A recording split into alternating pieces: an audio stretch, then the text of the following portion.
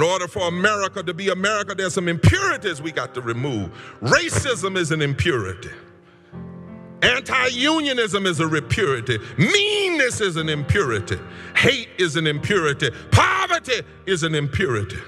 Don't you understand how afraid they are of our unity? Ooh, baby, I was up here going, yes, because I'm a church girl, baby, 7 days a week. My mama made us go to church 8 days a week. I used to say 8 days a week. She added a day. That was serious. Yeah, Reverend took us to church talking about the impurities. So let's look at some of what the Reverend had to say in his letter to Democratic leadership. Shall we? Yes, we shall. And here it is. Dear DNC leadership, I am writing because of my deep love for this country and my sincere belief that we cannot move forward towards a more perfect union in this moment without your decisive action. I am glad that he coming at him, and he coming at him strong. Here we go. I write in obedience to the Bible's commandment that our first priority in public life is love and care for the least of these. He's quoting Matthew 25.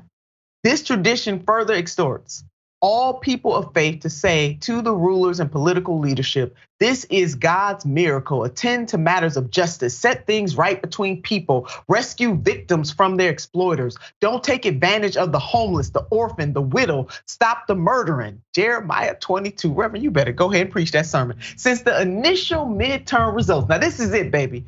I just need you all to wrap your whole body around this. This is it right here. Since the initial midterm results were reported last week, I have heard leading Democrats gleefully celebrating that they held off a quote red wave in this election cycle.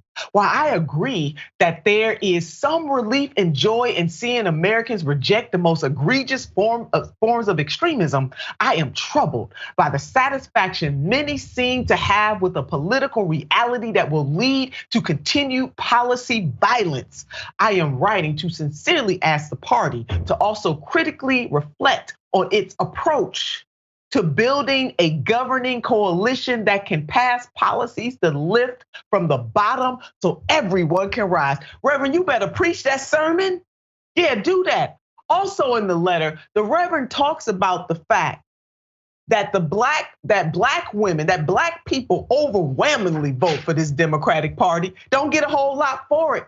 And he uses the midterm elections to paint this point, that more black folks ran for the US Senate than ever in the country's history. He also points out the fact that there will not be any black women in the United States Senate. There are no black women governors right now, never has been in the history of this country. Reverend lays it out. He says, so why y'all, Wise, as you said, why y'all tap dancing and skipping and acting like y'all can take a victory lap when you failed? You absolutely failed.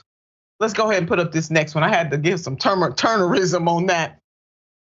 And rather than telling a victory story that erases the plight of our democracy and the impending threat in the cases before our Supreme Court, we should tell the truth of how much worse these losses of representative democracy and policy violence will become if we don't make it a moral and political imperative to ensure passage of the John Lewis for the People Act and a restored Voting Rights Act right now, before any more days pass, to ensure that there is a realizable fundamental right to vote in this country for all. Wise, this is just an excerpt, but you see it got my blood boiling, baby. I am ready to get out of my seat. What say you on what the Reverend is laying out? He preaching this. Yeah, he's hitting on some key points. And I think the biggest key, what he talked about, is what we're doing for poverty and just the wage stagnation that we see all over the place. All of those things are problems that are fixable because we've fixed them before.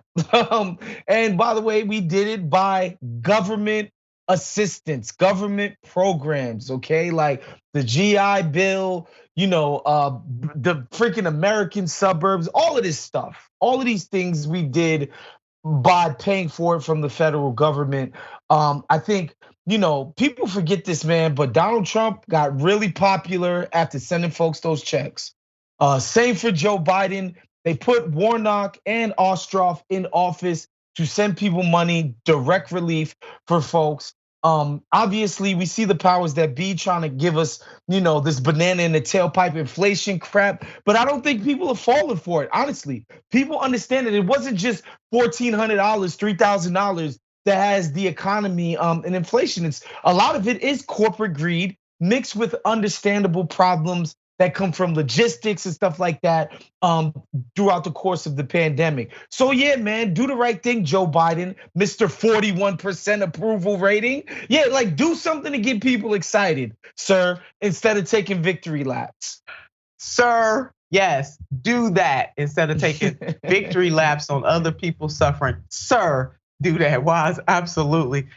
Oh, the Reverend Dr. Barber got me fired up, baby. Yes, he does. And please go to The Nation magazine and read the rest of the Reverend's letter.